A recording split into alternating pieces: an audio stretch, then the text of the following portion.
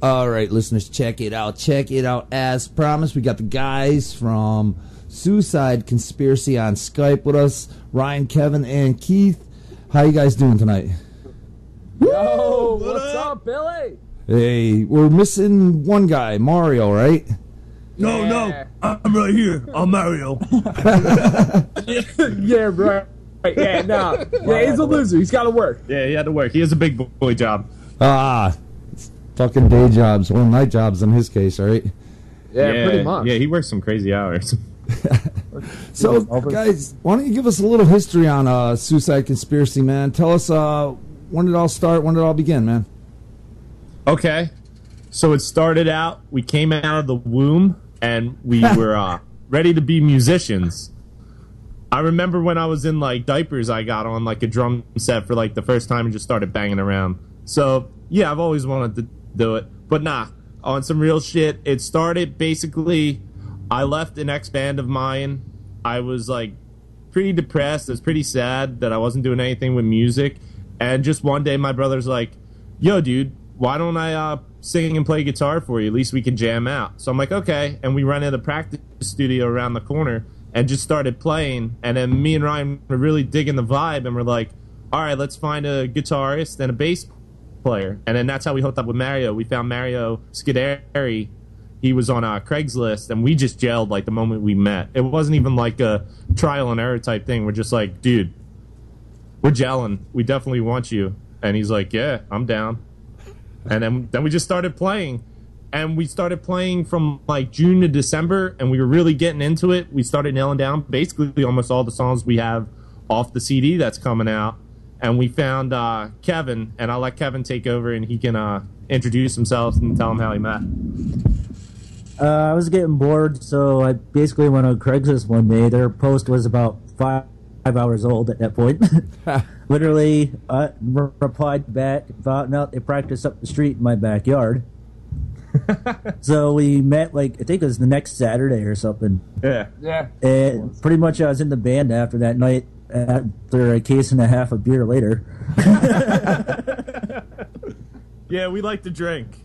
And we practiced for a week on the songs and pretty much did our first show after 5 days, and that's what started the whole thing. Mm-hmm. Sweet, man. So how'd you guys decide on the name Suicide Conspiracy? Oh, man, that was a fucking clusterfuck. You can tell. Yeah. Let me tell you, some of the shit that we came up with, it's literally just looking at things and we're like, hey, can we put that together? And it was just stupid. Well, that's actually how one of our songs came about. Like, Calypso, which hopefully you'll play tonight for everyone, is actually about, like, a candle in our practice space. So pretty much we went through, like, books, and we kept on going, and we're like, hey, yo, suicide sounds cool. And then I think it was... Well, Mario. I think, yeah, it was Mario. Mario had Suicide Conspiracy version 1 a couple years ago, and he's just like, he was kicking around. He's like, why don't we just call ourselves that? Because that band broke up, and it was his name, and we're like, yeah, I kind of dig it. I like 1-word or 2-word names. Cool. So, guys, tell us about the songwriting, man. Is a one-person effort? Is it a group effort? Oh, man. This is weird. Yeah, it's a group effort. It's definitely a group effort. Thank God I have writers in this band, because I can't write a fucking sentence. And it's really bad. Like, yeah, I'll sing whatever they put out. But, I mean, yeah, we butt heads. We go at it. I mean, there's beer getting thrown. Oh, yeah, because obviously, I don't know if we mentioned before, but like I was saying, yeah, me and Ryan are brothers. So we have that, like, brother complex of, like, I'm the older brother, he's the younger brother, so he's not going to listen to shit I say, and vice versa. So I leave the mediator to Kevin to deal with that. Yeah, we pretty much throw Kevin in the line of fire. We're like, Kevin, help us. Oh, that's cool. So, yeah, Kevin's our adult of the band. Keeps us in check. The father figure. Yeah, oh, dude, pretty much. Well, yeah, since I'm a decade older than them. Dude, it doesn't work. As long as we're playing music that we love and we gel together, yeah. It's like been the most cohesive unit I've ever been a part of. Cool. Like, man. where we butt heads in the writing process is just difference of opinion, but I mean, all together we come together and make awesome music. So I'm happy. Or I mean the differences of how much beer we drank. Like we know when we have to cut off Mario. Yeah, if we ever want Mario to cover something, ladies and gentlemen, get him pissed drunk. We covered Break Stuff by Limp Bizkit. Then the next day, Kevy's like, why are we covering that? And you get him to carry gear, too, when he's drunk. Oh my god, yeah. I mean, we couldn't get him all fucking bar the other night, could we? you saw him when we pushed him in the mosh pit. We're like, he's just like a little wrecking ball. Oh, shout out the Corners. Yeah, Wrecking hell yeah. Ball. Corners Sanctuary. Some of the greatest guys we ever played with. And hung Oh, out shit. with. I think every song was dedicated to Mario that night, with the exception of yeah, one. my Corners. It's dedicated to Kevin's mom, right? That's an inside joke because Corners started that at a show we put together at the Red Stallion because Mario was getting drunk and not paying attention to anything. Oh, yeah, no. So they just dedicated everything to Mario and were busting his chops, and he had no clue what was going on. They were basically saying, they're like, look at Mario, he can run for mayor, kissing babies and talking it up with everybody. I'm pretty sure that's the same night that Mario had both his guitar cases in his hand and fell into the ice machine and slid down. Oh yeah, speaking of which, it's usually Kevin, myself, and Ryan loading the car, and Mario's out there, like we said, kissing babies and talking us up. He never loads the car. I don't think once he's loaded. Yeah. Hey, he did. He loaded. loaded- Oh wait. Oh, wait. Loaded. He loaded Corners of Sanctuary's car, not Yeah, our yeah. car. Yeah, the Scranton show. Oh, did he really? I'm going to give him a pat on the You back. guys got over. That's the first time always you helped unload. In his defense, though, usually it's opposite way to get back to my house from where he's going. So it's kind of ridiculous to have him drive 20 miles out of the way and then back again. Yeah, I mean, it doesn't bother us either because, like, he does drive far from, like, Philadelphia. Like, me, Keith, and Kevin live over, like, a 2-mile radius from each other. So it's always good. Yeah, he's the one that's got to travel, and we're grateful that he does come up here and practice and stuff like that, because it is a shit commute from South Philly to up here in Horsham. Cool, man. So, how would you guys describe your sound to people? All right, get Kev, you go first. Iron Maiden vocals mixed with Pantera and Megadeth. Or Metallica, whatever you want to call it, thrash style. My opinion, I think, is, yeah, like the old school, the thrash, the metal, the big four, mixed with, like, today's metal, like Avenged Sevenfold, Bullet for My Valentine. A lot of, like, newer bands like As I Lay Dying, August Burns Red. That's a lot of my influences. Gotta throw in Slipknot, of course, too. So the way we would describe our band, dude with no balls singing, thrashing guitar riffs where we don't even see our guitarist's fingers play. Fast Fingers Mario. Yep, the Fast Fingers Frodo, apparently. Fast Fingers Mario. But yeah, no, I would give it definitely like a Maiden, Megadeth feel with a little bit of screaming in there. A lot of stuff that comes from that like screaming heavy effect is from me and Keith growing up together, listening to like Slipknot and As I Lay Dying. Oh my god, we butchered that one. That was good. Man. So like it's a lot of cohesive stuff, but like I mean, I grew up on theater. I did theater for about like 7 to 8 years, and I always loved that like high pitched shit. So I always threw that in with it. And Keith's like, "Hey, 23 years. I guess I'll add my brother to a band." He kills it. If like everybody listening now, it's legit like Bruce Dickinson vocals on top of like Pantera backing like music. It's really awesome. I love that Kevin is a decade older than us because he was born when that stuff was really popular, so he lays down some sick riffage and some sick bass. And dude, I'm blown away with some of the shit that comes out of it because it's like nothing I've heard on like the radio, out at shows. We're just very different. We're very diverse. I mean, we like to have fun too. Like we're not all uptight up there. We're not like if you give me a wireless mic, yeah, I'm definitely coming and screaming in your face or singing in your face. Like I have really no fear with that. So like that's always a good upkeep to where we're like a band that actually invites the audience into like our world. I So would it's say we always turn good. it up to 11. Yeah, we do turn it up to on 11. the stage for sure. Sweet. So, guys, first song I want to play tonight, Calypso. What can you tell us about the tune? like we said, man, it's actually from a Melon Calypso Yankee Candle that was in our break room. Because we devastate any of our practice spaces with Mario's farts. The fart heard around the room, Kevin will tell you about. Yeah, it was Mario's birthday night. We made the mistake of getting him a case of Hoegaarden. We're all sitting there jamming, and all of a sudden we all just looked at each other. Our faces turned green, and we literally evacuated the room. It went around the room. Mario's fart made a full 360-degree turn around the room. First I was playing, and I'm trying to keep the beat, and I'm like, dude, I can't. I can't. It was so bad. It got me because like I was on the part where we like hold it out and it like went down my throat. And I was like, oh, I gotta get the fuck out. That's I where gotta the get out. candle came from, because Yep, there was too that's many where the late candle- night of drinking beer. Yep, too many late nights drinking beer and farting. Oh, Jesus.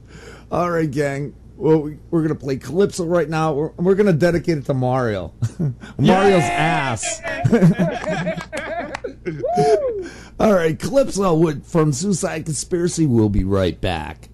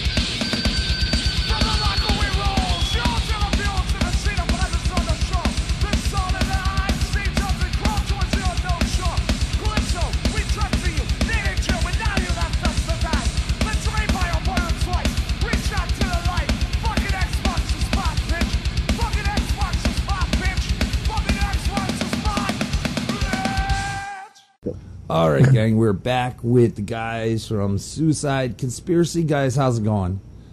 It's going good, What's man. up, dude? Sweet. Not as good as that jazz band that other night, right, Billy?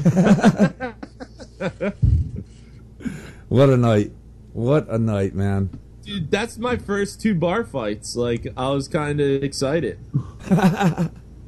And of all places, Scranton. Scranton. Just kidding, Scranton. I love you. Like I was telling Billy off the air, you guys have been awesome. You've been keeping it metal since I've been up there, and you've treated me with, like, open arms. So, awesome. Keep it going. Your scene's better than Philly. Philly sucks. Cool. So, guys, I guess these questions are for each of you. I guess we'll start with Ryan, man.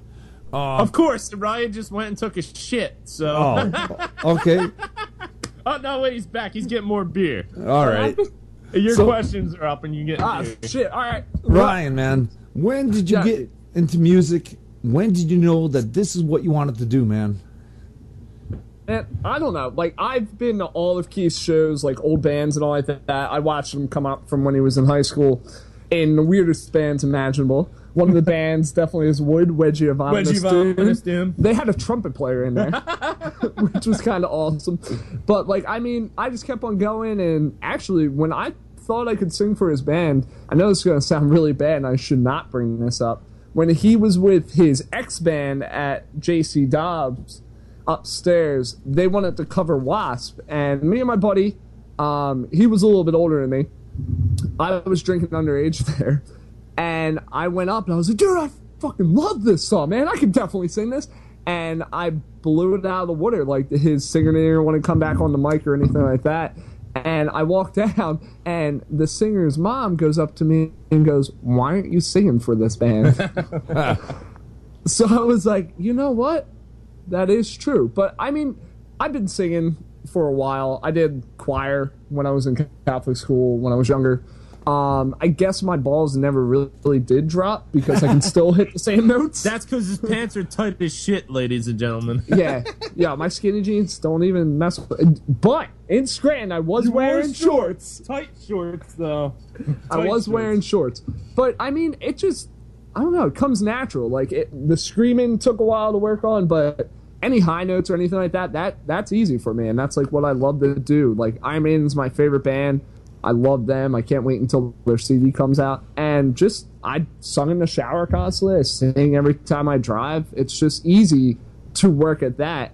And, like, I picked up the guitar for a while. I got into that. I started playing. But, like, my only one true love is definitely singing and being on stage. And I never showed that to Keith until I knew that he had no band. I was like, you know what? I'm going to make you happy. Cool. Kevin, how about you, man? Started playing guitar when I was 13. Took lessons for about 6 years or so till I went to college. And actually in college we got a little metal cover band together until we got kicked out of our dorm room. But then when I went to school at Penn State, I really didn't do anything there. It wasn't until after I graduated that I moved to Philly that I met my friend Chris.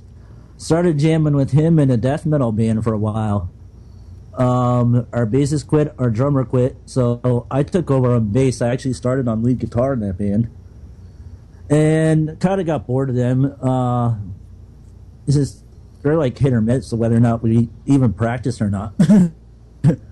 So that's when I met up with these guys and started playing bass for them, and everything just clicked. Cool. So I've actually only been probably playing bass for the last 5 or 6 years.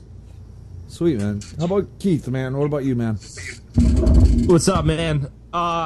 So yeah, the crazy thing is, and Kevin writes some mean riffs on guitar too, so hopefully we get them in the songs. I know he definitely has influenced Mario. Oh wait, Mario wants to say something. Oh, Mario, I got 30 guitars, and I shred. Oh, thanks, Mario. I appreciate that. I came from the Shire. Okay, so I started out in high school, and honestly, I haven't been, like, musically trained at all, and I was slot to be a bass player, because, you know, we were thinking of doing a ska punk metal band. We're just like, all right, yo, this guy's the drummer, you're going to be the bass player, and such and such. And the reason it was is because I had a job, so I could afford an instrument. And the drummer goes, well, I'm just going to play on trash cans. I'm like, dude, fuck no. I'll be the drummer. And so I started when I was 16. Once I heard one, it made me want to do double bass. So I literally went out the first day I got a drum set and got a Iron Cobra double bass pedal. And I've been playing double bass ever since. And I'm 27 now, so it's been about 11 years? Oh, wow. And I'm basically self-taught. I learned everything off of, like, YouTube videos, watching drummers. I guess I could pick it up pretty decently. I have a good sense of timing. In the recording studio, it's actually worse, but when I'm live and shit, I can keep us on time pretty damn good. It's just the fucking metronome sucks. It took you 11 hours to do 4 songs. 11 hours to do 4 songs, dude, in the studio. 11 hours. I'm not. And then what? Then I killed 2 songs in 5 minutes, and they were some of our hardest songs too. So yeah, man. I mean, but I didn't grow up in like a metal background. Like all my parents was like top 40 bullshit, like Motown and stuff like that. So I have a good like grasp on like everything kind of music. It wasn't until I heard Linkin Park on like friggin' Y100, and then I'm like, oh, that sounds a little bit heavier. And then Metallica basically ushered in my metal, and I grew it from there. Cool, guys. Cool. So, Ryan, man, who would you say are your personal musical influences, man? You mentioned Maiden. Do you have any others? Definitely, like, I will say again, like, Bruce Dickinson is definitely really big. I'm going to go back to, like, my parents and growing up on Motown, because I love that shit. Like, the Temptations, everything from that, from Thank You Val, and just, like, learning and just listening to it, like, constantly, trying to hit pitches. Like, I literally sat in my shower and did animal sounds, and, like, I run around with my dog, like, screaming at the top of my lungs at him, and it's just that stuff that comes so natural that I do on a daily basis. That's what I kind of work into the way we have our sound and like our singing. Well, you know what? It wouldn't be a fucking interview if you didn't do some whale sounds for Holly, who's Mario's fiance. You gotta do whale sounds. We're not doing any whale sounds. Drink and do some whale sounds. We're not. No. Do a whale sound. First off, do a whale sound. Alcohol doesn't make me do things. We'll do a whale sound. Do it anyway. You gotta hear the whale sound. Yes. Oh, fuck. Yeah, good. Yeah. Yeah. Oh, Kevin, man, how about you? Who would you say your influences are? Oh, I thought you wanted Kevin to do a whale sound. That would have been epic. Well, what really got me into metal was probably Megadeth, 99 Ways to Die. I actually heard it on the Beavis and Butthead compilation in high school. If you can remember that. Yeah. And I think shortly that came out after that was the Black Album. And I said to my one friend, I'm like, this kind of sucks. Isn't there anything better?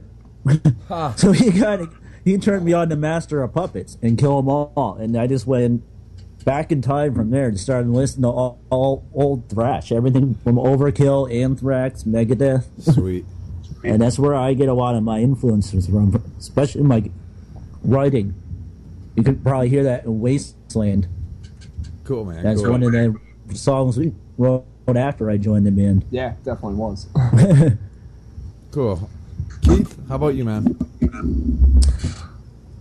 I know people that are listening are going to absolutely kill me when I say this, but Lars from Metallica was a huge influence. And I know he gets a lot of shit, but that dude just was like basically life in my teenage years. Like Metallica, like just shaped my playing. And then as I grew, I learned that he wasn't that great, but he still like holds something special to me because it's what got me into it. So it's not necessarily that he's the most technical drummer. It's just that it's a lot of passion, a lot of fire, and I'm a pretty showy drummer when I'm on stage. Like I'm not technical in the least bit, but I still give you a damn good show. Like not as sucky as Tommy Lee, but I still pretty badass on the drums when I'm on stage. Like I try to move around as much. Like I fuck with the guys all the time. I'm like, dude, I'm moving more than you guys are. Yeah, we never give Keith the microphone anymore. Oh, yeah, I know. But I'm the most well-rounded talker, though, out of the band. You should give me the microphone more, you would think, right? You stopped and introduced me like I was on a sports team. That was awesome, though. But lately, about like a bunch of years ago, probably almost a decade ago, I really fell in love with the band Avenged Sevenfold and their drummer, Jimmy, who unfortunately passed away at a young age, and he's just like shaped my like whole outlook on like everything and made me like a better drummer and stuff. I really take his influences into like consideration. Cool, man. So guys, Ryan, man, when you're not writing, touring, rehearsing, what do you guys do for a day off, man? What do you do for fun, Ryan? I'm definitely working constantly, which sucks. But I mean, me and Keith, we have a podcast, and it's called Brothers of Conspiracy. I mean, we love wrestling, and we've always have. So we kind of do that, and we like throw that on what are a couple of sites? We're trying to get it on iTunes right now. Yeah, I gotta learn how to put it on iTunes, but right now it's off of what's that site? Shit, I'm drawing a blank. SoundCloud, yeah, but you can find it on our Facebook, which is Brothers of Conspiracy Podcast. And my mission statement was we were just two guys in a band that wanted to get our music out there, but also help other bands. And that brings me to a point that we threw a show better than some of the promoters around in our area with little to no experience, and had bands such as Shout Out to Misfit Holiday, who mentioned us. Those guys were awesome. They came around in a pinch. We had our brothers, fucking Corners of Sanctuary. We had another band who was just up and coming and never even played a show, so they were just happy to be on. And us. And the night was packed. Oh, yeah. And Flesh Engine. Yeah. And the night was absolutely packed. Like, maybe one of the best shows we've ever played, and we threw it ourselves. Cool, man. Cool. So yeah, like pretty much we're like working constantly when we're off, but like other than that, dude, I'm just a regular 23-year-old teenager. I hang out with my girlfriend constantly. I try as much as possible, and like it's really cool to have a girl that actually like likes the fact that you're in a band and like knows that and is cool with it. So other than that, I mean, playing video games, hanging out with the dog, hanging out with Keith, Hanging out with the dog. being bored, working as well again. And then sleeping. I mean, it's just a normal thing with me. Is like I'm trying to work constantly. I'm trying to get that money like flow. Go get that money. You got it. You got to do Did it. you But just like say get that money? I did. Oh my god, that's awesome. I did, but like I don't know. It's just stupid shit, man. Like I go to bars, I play darts, drink constantly, hang out, watch TV. Just stupid shit. Cool, man. Kevin, how about you, man? I'm a big tech nerd because it's my job, so I do a lot of computer stuff in the evening. Play a lot of video games. Huge movie buff. Yeah. So I don't know. And when I'm not doing that, I'm playing on my guitar because I just love to do it. Sweet, man. Sweet. So, So Keith, even when I'm off, still writing stuff. Keith, man. So aside from the podcast, what else do you do, man? Besides the podcast, I'm a huge Philadelphia sports fan. So Eagles, Flyers, Phillies. I'm diehard, man. I do a lot of fantasy, like, you know, hockey, football. I have a girlfriend as well, so I spend time with her. Basically work and music, man. And, like, I'm big time on, like, Facebook trying to promote the band and everything. Like, I'm all about promoting our band because, I don't know, it's just my life right now. Like, I want to go back to school next semester for broadcast journalism and everything like that, but I really want to try to make it in a band, and my life goal is to freaking tour, like, everywhere and just play everywhere because that's what I'm most passionate about, and that's what makes me wake up every day. Cool, cool. So, guys, what would you say is your most memorable moment so far with the band? Ryan? My memorable moment is when I found out that, hey, I actually had a wireless mic and I could do whatever the hell I wanted to do with it. And that means I could go anywhere I wanted to. I'm pretty sure this happened at the Red Stein. Mm-hmm. I'm sure that's the most I moved. I did a lap around the bar, and like I was doing a lap around the bar, talking to people, like singing in front of them and talking to them and like messing around, like bumping into them. And like I got around the bar, and I was like, damn, that was long. But then I went back around again, and I stuck my head between two Mexican guys, I guess, and they were drinking Corona, and I was just hanging out with them, and like I was pushing them, they were pushing me back. I was like, dude, this is like amazing. Like I love to be up in front in like people's faces, like not really bad in front of people's faces, but like I love to interact with the crowd, and like they're there for you, or they're there just trying to have a fun night. So like I'd love to make them happy and like have fun and like get away from it all. Cool. So that definitely has to be the Red Stallion. Cool. When I had that wireless mic, I jumped off the stage, and my whole band was like, "Hey, where the hell did he go?" Cool, man. Kevin, how about you, man? Well, worst moment or best moment? Well, best. I I don't know. I think the best is still yet to come, so it's kind of hard to say. But I have to say the best part was surviving our first show and not passing out on stage from fear. Cool, man. Keith, how about you?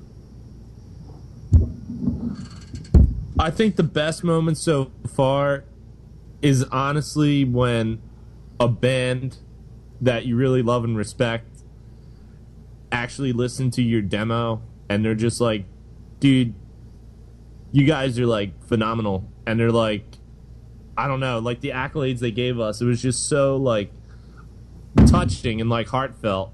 And that was, of course, the guys from Corners of Sanctuary. Oh, most definitely. And dude. they've been doing it for years, almost decades, right? Like Mick was saying. So they've been doing it for a while. And to hear that come from those guys who are tight as fuck.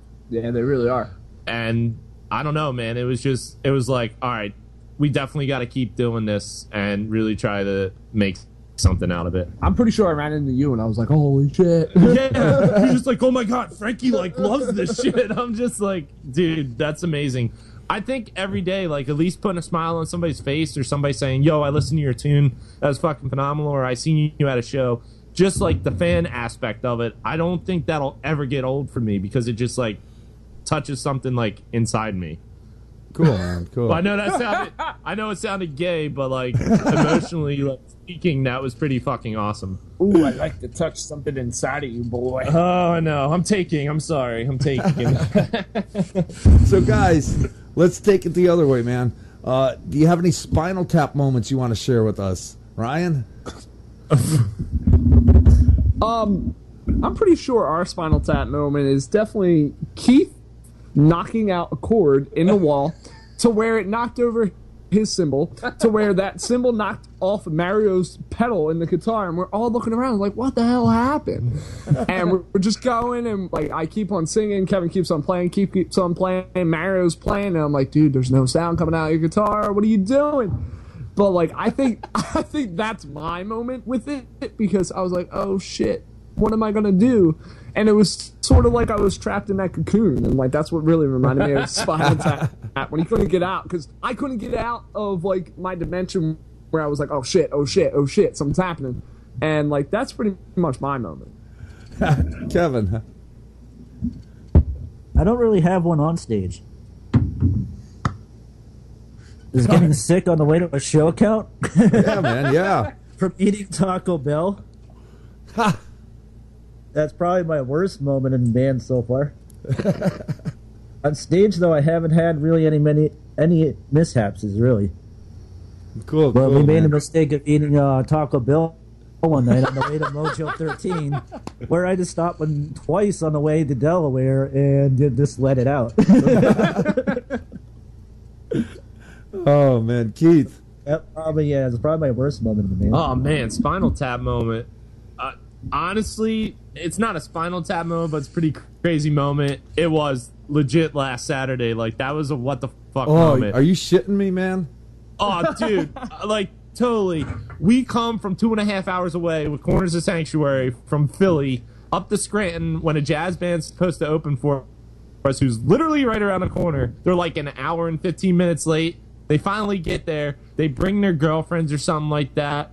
The drunk dude that wants to hear metal starts with them and shit. They go outside, they start arguing. A fight breaks out. Some dude dressed like Papa Roach or some like emo fag was like out there, Roach, got his ass fucking beat and almost ran. And the drummer got ran over by a truck or something like that. So that was freaking crazy, dude. Yeah. Like that is crazy. And then the fight at the end of the night. Oh yeah, and then the fight at the end of the night. Yep. We couldn't get away from that place fast enough. Yeah, I got stuck in that. And it's a shame because the establishment was awesome. Like Carol throws in a phenomenal show. It was a great show, one of our best shows. It's a shame like not so many people were out there because they don't know us yet in the Scranton area. So Scranton, if you're listening, we will be coming back very soon. And it's a great time. Billy will attest to that. Yeah, man. You guys kicked ass that night. You play. Oh, I appreciate it, dude. You kick ass when you're angry. Oh, we were fucking angry. Oh my god, I thought Mick was gonna kill somebody. Oh my god, dude, Mick was so pissed as shit. pissed, dude. I'm just like, Mick, dude, it's just music. We just gotta go out there and kill it, dude. Guys, the next song I want to play, Wasteland. What can you tell us about it? Woo! It's like one of our favorite songs. It's also dude. one of the newest songs. Yes. That's one of the songs that we wrote after I joined the band. Yes. That's that song where we go, hey, we're gonna be tight as shit, and we're gonna make a killer show after we like open up with like our other songs, and then like that's that one that keeps on rolling and gets us like really in the mood. So like I love that fucking song. I love playing it. Cool. The song is very throwback, but it also has a big time intensity to it.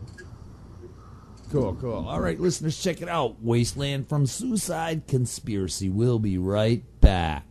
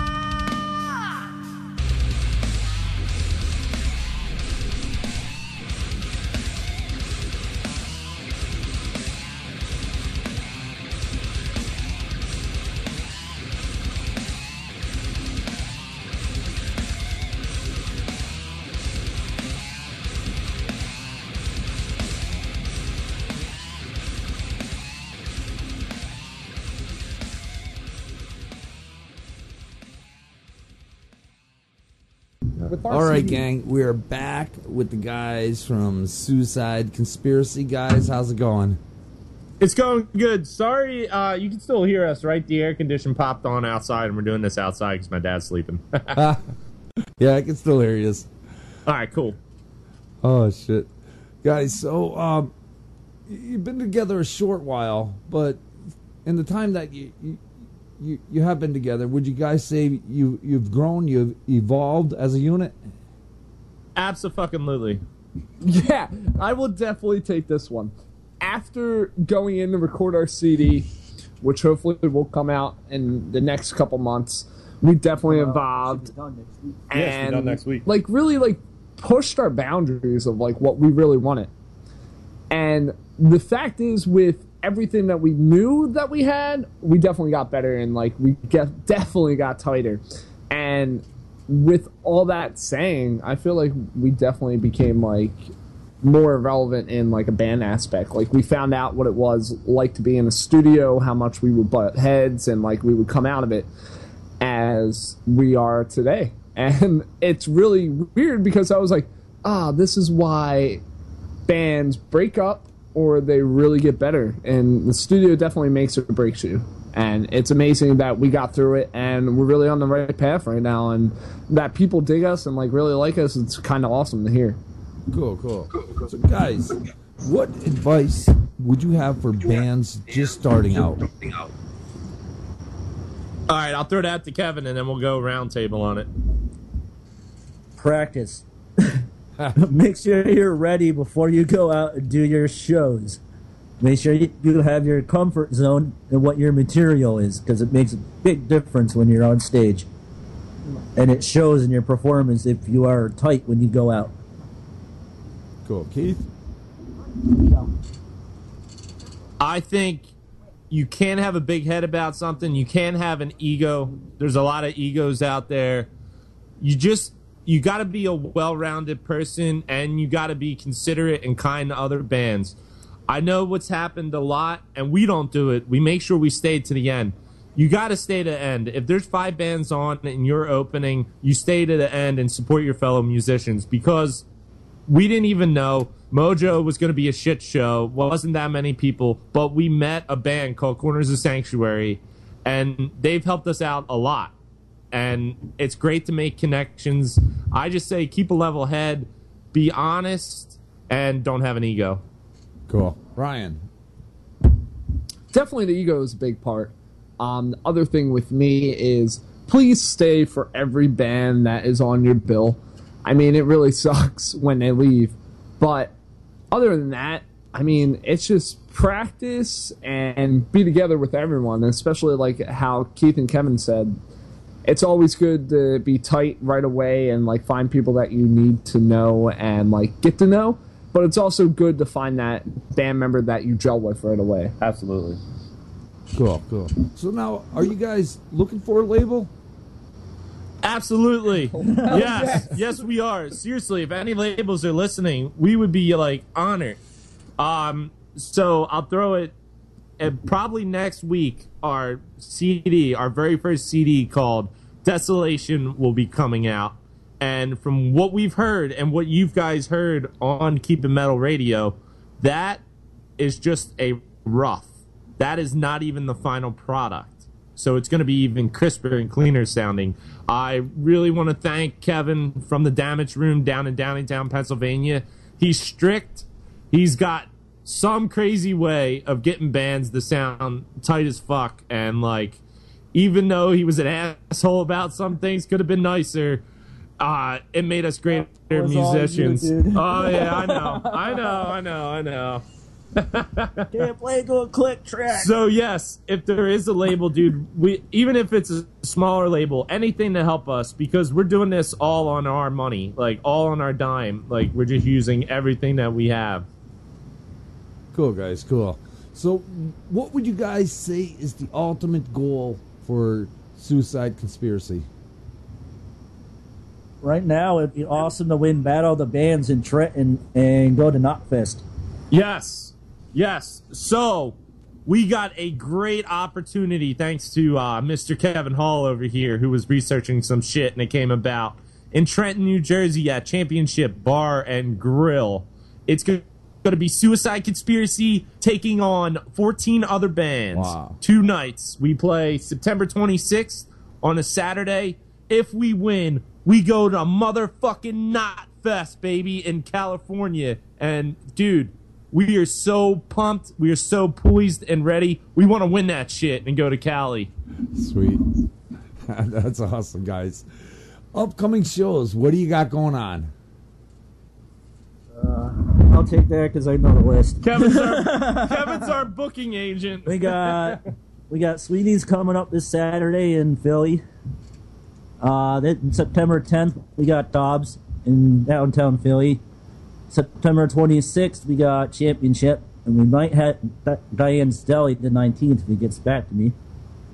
October 2nd, we got the Troc. October 3rd, we got Sweeney's.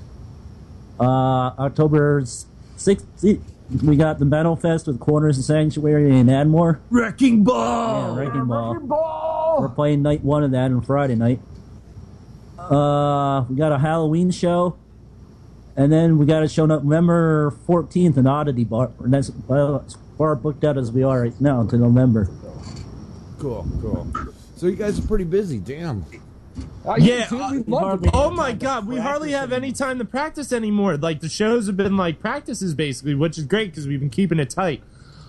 I've never been in a band that's played this much out, and like it's a testament to our hard work, and it's a testament that people are seeing what we can do, and they want to book us. Like literally, we started out of like, oh, how are we going to get shows? And then one booker was a bunch of bands dropped off and added us to a show, and it's just been a whirlwind. Like literally, we play a show almost every week, sometimes two.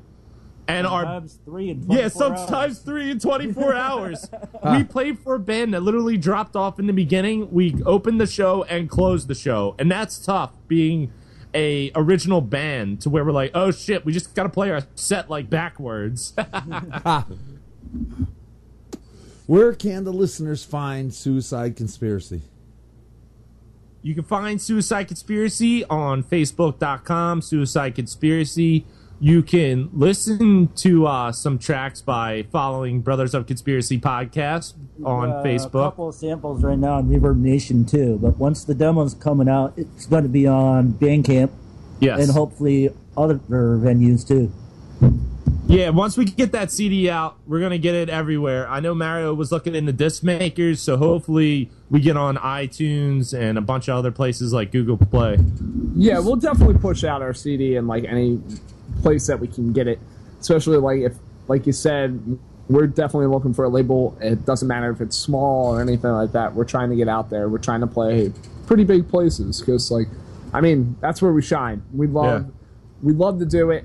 Even if it's at a bar and we're playing to a bartender, we'll still play to like we're playing to 1,000 people. Yeah, if you can get out to the Trocadero show, that's going to be our biggest show. We're on the main stage, and I promise we're going to do something epic because just how our music's crazy, we like to put on an epic show. So hopefully we'll have a lot of bells and whistles to that show. Sweet. Well, Ryan, Kevin, Keith, I want to thank you guys for calling in tonight and hanging out with us. Thank you, guys. I appreciate it. Mario says he appreciates it too. Yeah, I'm Ryan. Oh, we forgot about the singer, the most important part of the band. Oh, man. Billy, it's been an honor, dude. Thanks for having us on, man. We appreciate it. Yeah, definitely, dude. Big Guys, thank you. You're welcome back anytime, man. Last song I want to play tonight, Stars and Stripes. What can you tell us about the tune? America. Well, yeah. Like Keith said, yeah, America. No, it's about like standing up for like what's shitty in this fucking world and like dealing with a lot of shit about everything with like politicians and all like that. We throw that in. It doesn't really matter. You can pretty much put your own twist on it. But it's a really fun song to play. It's a lot of different technical stuff with singing. It's a lot of technical stuff with drumming, bass, and guitar. We love playing that. Like, we do open that a lot. But, I mean, if you come to this Trocadero show, just wait because we're going to blow it out of the water. Sweet. All right, listeners, check it out. Stars and Stripes from Suicide Conspiracy. Guys, thanks again. Hang out in 1 second.